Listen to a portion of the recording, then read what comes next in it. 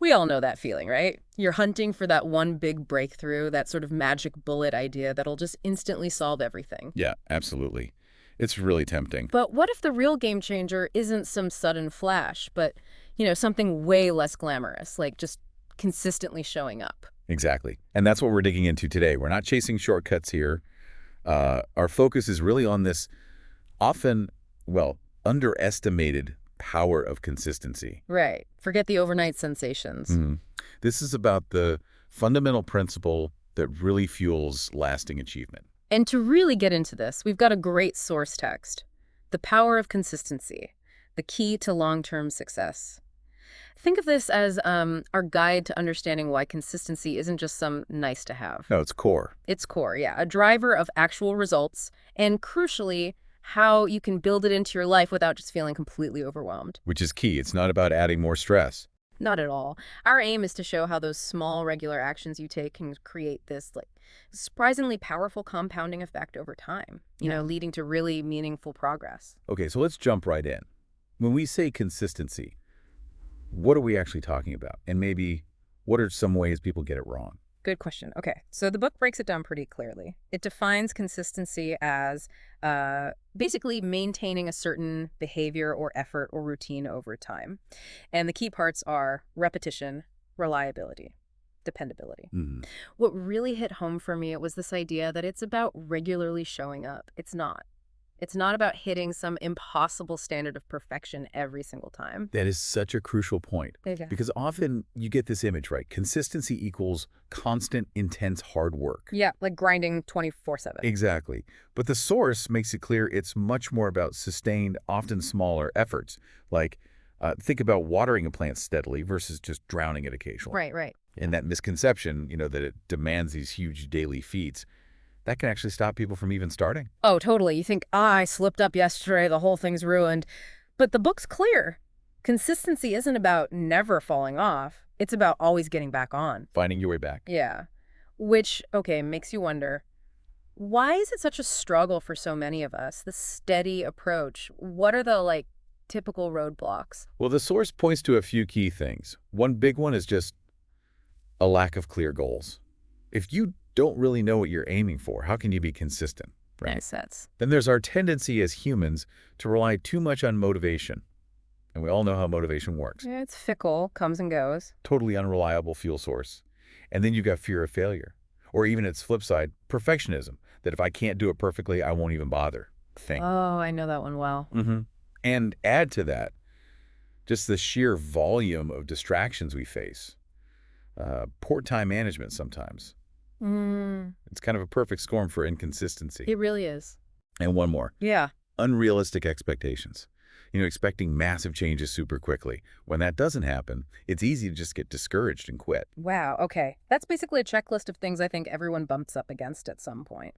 So if our brains aren't maybe naturally wired for this steady consistency, what does the psychology tell us? How can we actually, cultivate it? Okay, this is where it gets really fascinating, I think. Mm. The book goes into habit formation. Mm-hmm. Our brains, right, they're wired for efficiency. Mm-hmm. And repetition is the key way they build those efficient pathways, those neural pathways that make behaviors automatic. Consistency is basically the engine driving that process, turning goals into second nature routines. So it's literally rewiring things. Exactly. And interestingly, the book sort of debunks that old 21-day rule for habits. It's mostly a myth. Oh, really? Yeah, I mean, you might see some change, but truly embedding a habit, especially a complex one, that often takes months, maybe longer, which really highlights the long-term nature of consistency. Right, it's not a quick fix. Not at all.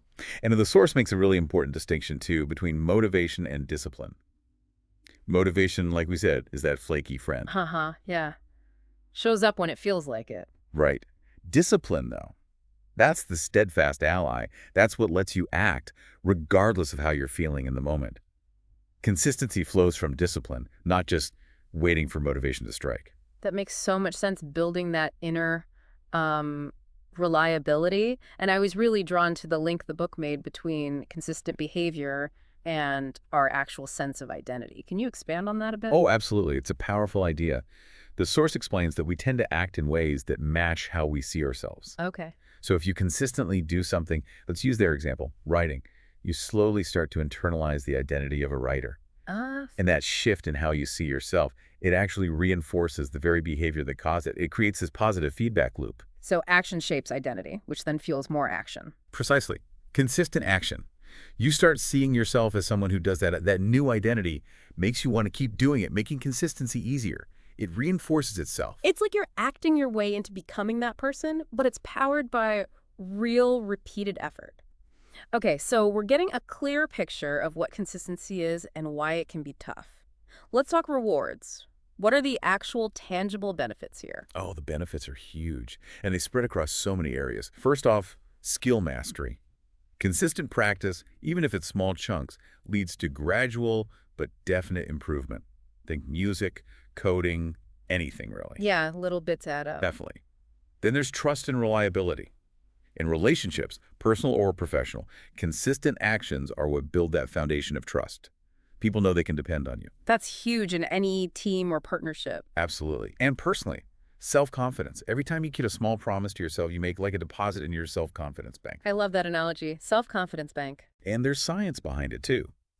Consistently hitting small goals actually triggers dopamine release.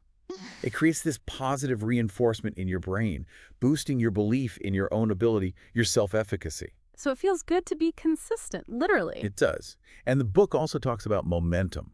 How do those small actions create that snowball effect? Yeah, tell me about that. Well, think about pushing something heavy, like a boulder. That first push takes the most effort, right? But once it starts rolling, it gets easier to keep it going. Small, consistent actions build that kind of momentum.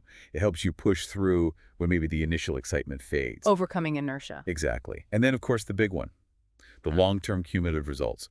The source uses the classic comparison to compound interest. Ah, the magic of compounding. Yes. Small, consistent efforts in health or finances, learning, habits, they yield surprisingly big returns down the line, much bigger than you'd expect from each individual action. It really is that slow and steady wins the race, but the prize can be, like, exponentially bigger. Okay, so the book applies this to different life areas. Let's walk through some of those. Maybe start with health and fitness that's relatable for most people. For sure. And the message there is super clear. Consistent, moderate activity beats occasional extreme workouts almost every time. Right. Better to walk 30 minutes daily than hit the gym for 5 hours once a month. Exactly. That daily walk is likely to have a much bigger positive long-term impact. Same with diet. Consistent healthy choices matter more than crash diets. And consistent sleep. Absolutely crucial. It's about building sustainable habits, not just quick fixes. Okay, what about our careers, our professional lives? Well, professionally, consistency often looks like reliable performance. You know, meeting deadlines, showing up prepared, contributing steadily, and also a commitment to continuous learning. Just consistently chipping away at getting better. Yes, demonstrating that reliability and willingness to grow over time. That's what often leads to advancement and more opportunities. And it's not just the big work projects, is it? The book mentioned relationships, too. Those smaller, consistent efforts matter there as well. Oh, hugely. In relationships, consistency is often in the small things. The regular gestures that show you care. Like Like a quick, thoughtful text or, really listening when someone talks, making a consistent effort to actually spend quality time together. These things build that deep trust and emotional connection. They seem small, but they add up. that makes a lot of sense. What about something that often feels daunting, like personal finances? How does consistency fit in there? Well, the book really emphasizes that building wealth usually isn't about, get-rich-quick schemes or huge, risky bets. Probably wise. Right. It's much more about consistent financial habits. Things like regular budgeting, even just 15 minutes a week to review. Consistently saving a part of your income. Maybe automating it. Automating is a great way to do it, yeah. Setting aside a percentage each payday. And then investing wisely, consistently over the long haul. It's about that steady accumulation, not sudden windfalls. Okay. And lastly, what about just personal growth, our own development? For personal growth, consistency might look like regular journaling for self-awareness, or maybe consistent meditation or mindfulness practice to handle stress better. Or learning something new. Yeah, dedicating maybe 20 minutes each day to learning a new skill or reading about a subject you're interested in. These small, consistent investments in yourself, They can lead to really significant shifts in your mindset and well-being over time. Okay, so we're definitely sold on the why. Now, the really crucial part, the how. How do we actually build more consistency into our lives? The book had some practical strategies, right? It did, yeah. And the foundation really is setting clear, achievable goals. Clarity gives you direction, right? And then breaking those big goals down. Into smaller steps. Exactly. Smaller, manageable daily or weekly actions makes the whole thing feel way less overwhelming. And linked to that is the start small idea. Ah, yes, don't try to do everything at once. Please don't. Instead of trying to completely overhaul your life overnight, just focus on maybe one or two simple habits first. The book uses the example of starting with a 10-minute walk, not aiming for a 5-mile run on day one. That feels so much more doable. I'm a big fan of starting small. What else? What other tips were in there? Building routines and systems is huge. This helps put consistency more on autopilot. Like time blocking. Yeah, time blocking specific slots for things. Or habit stacking. That's where you link a new habit you want to build on one you already have. Like, after my morning coffee, I will meditate for 5 minutes. Oh, neat trick. It works. And tracking your progress is also really powerful for motivation. Seeing change. Yeah, seeing the streak. Whether you use a journal, an app, a simple calendar, visually seeing your consistency reinforces the behavior. And don't discount accountability. Telling someone. Telling someone, yeah. Sharing your goals, maybe working with a buddy or a coach. That external support can really help you stay on track, especially when you falter. It's also useful to understand the habit loop. Cue, routine, reward. If you understand that, you can design your habits more consciously. That social piece can be a real game changer. And I liked the point about flexibility, not aiming for perfection. Can you talk about that? Reframing failure. Absolutely. This is so important. Consistency is not about having a perfect, unbroken record. Life intervenes. Yeah, stuff happens. Right. You'll have days where you slip up or just can't stick to the plan. The key is to see those as temporary setbacks, not failures, not reasons to just give up entirely. So don't let one missed day derail everything. Exactly. The main goal should always be getting back to your routine as quickly as you can.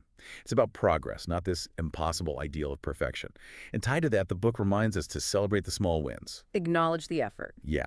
Reward yourself even in small ways for showing up consistently. It reinforces the positive behavior, keeps that momentum going. Those little pats on the back can actually make a huge difference over the long run. Okay, but let's be real. Even with the best strategies, sticking with it is hard. We run into challenges. What are some common ones, and how do we navigate them? Oh yeah, challenges are guaranteed. Boredom is a big one, especially with repetitive tasks. The grind. The book suggests maybe injecting some variety if you can, or really consciously focusing on the long-term why your big vision to stay engaged. Setbacks, as we just discussed, are also inevitable. The key is building resilience, bouncing back quickly without letting it spiral. Just get back on the horse. Pretty much. Then there's time management. That's a constant struggle for many. Using tools like calendars, to-do lists, and maybe, importantly, identifying your biggest time wasters can free up space for consistency. Turning off notifications, maybe? That could be a big one. And emotional distractions, stress, low energy, feeling down, they can definitely get in the way. Mindfulness, emotional regulation techniques, these can help navigate those internal states. And one last big one the book warns against: comparing yourself to others. Ah, the comparison trap. So easy to fall into. Isn't it? Especially now with social media everywhere, everyone's journey is different. Focusing on someone else's highlight reel just undermines your own efforts. Keep your eyes on your own path. That is such a valuable reminder. Focus on your own progress. So, to kind of bring this to life, the book mentions some inspiring examples, right? People who really embody consistency. Yeah, and they come from all sorts of fields. Think about athletes like Michael Jordan or Serena Williams. Their legendary status wasn't just talent. It was built on relentless, daily, consistent training and practice. Day in, day out. Exactly. Or in business. Look at Warren Buffett. Decades of consistent investing principles, plus his famous habit of reading voraciously, consistently. That's fundamental to his success. And creatives. Stephen King is a great example. That consistent daily writing routine. That's how he's produced such an enormous, beloved body of work. It wasn't just waiting for inspiration to strike. He just showed up to write. He showed up. And the book also rightly highlights the everyday heroes: teachers, nurses, parents. People whose consistent effort and dedication, often without any fanfare, have a massive positive impact on others. It's really powerful to see it laid out like that. Consistency isn't just theory, it's the engine behind so much real-world achievement and contribution. Okay, finally, the book mentioned something about a broader impact, like a ripple effect. What did that mean? Yeah, it's this idea that consistency doesn't just change your results in one specific area. It actually starts to shape your character. How so? Well, when you consistently follow through on what you say you'll do, even small things, you build self-trust. You start believing in yourself more, and others start to see you as reliable, which earns respect. That makes sense. And this growing self-trust can then spill over. It creates this positive cycle. Maybe the discipline you build going to the gym consistently starts showing up as better time management at work, or more consistent saving habits like we talked about. So consistency in one area can kind of lift others. Exactly. It generates positive momentum that can influence your whole life. It's a reinforcing cycle. Okay. So as we start to wrap up this deep dive, if there's one core message we really want people to take away about the power of consistency, what would it be? I think the fundamental takeaway is that real, lasting success is almost never built on those big, sporadic bursts of effort or sudden flashes of inspiration. It's not the Hollywood montage. Haha, no, definitely not. It's the cumulative result of those small, often pretty unremarkable actions that you just repeat consistently over time. It's about finding and keeping a steady rhythm, much more than chasing dramatic surges. The slow burn leads to the lasting flame. Well put.